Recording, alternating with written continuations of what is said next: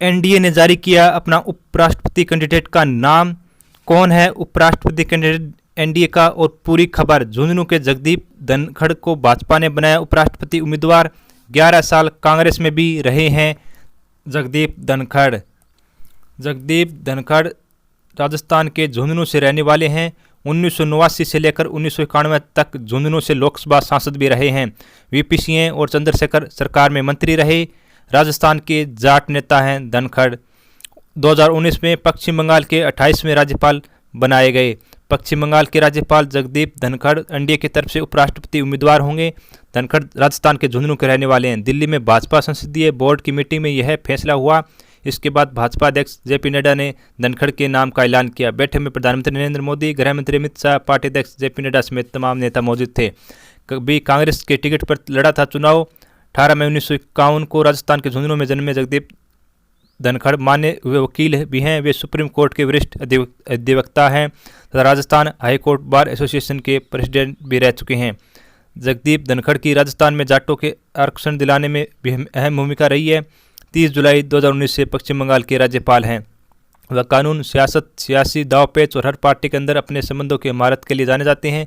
धनखड़ 1989 से लेकर 1991 तक जनता दल से सांसद रहे। हालांकि बाद में उन्होंने कांग्रेस का दामन थाम लिया।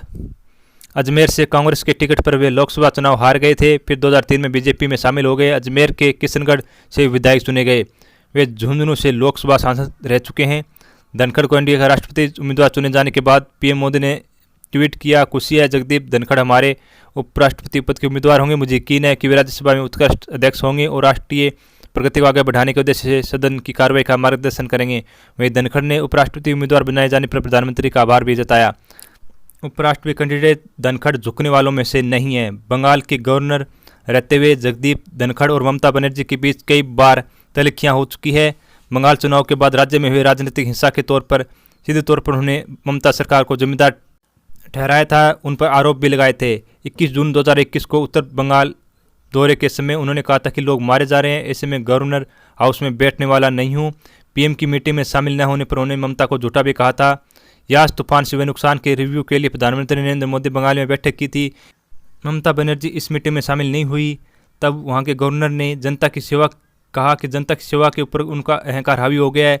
झूठी बातों से मजबूर होकर मैंने पूरा रिकॉर्ड सामने रख दिया। इस बैठक से गायब होने की जो वजह ममता बनर्जी ने बताई वो झूठी है। टीएमसी ने धनखड़ को पद से हटाने की भी मांग की थी।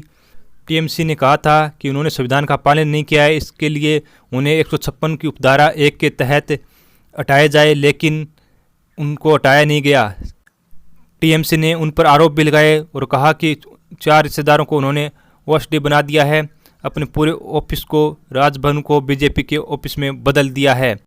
देखिए कब कब सामने आए ममता और धनखड़। डीजीपी वीरेंद्र की नियुक्ति के समय पश्चिम बंगाल के राज्यपाल जगदीप धनखड़ ने 2021 में डीजीपी पद पर आईपीएस वीरेंद्र की नियुक्ति पर सवाल उठाया।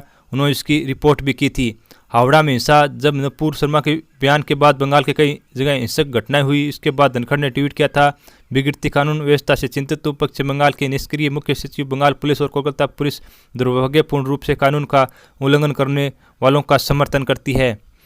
उपराष्ट्रपति चुनाव का कार्यक्रम देखिए। 19 जुलाई को नामांकन की आखिरी तारीख है।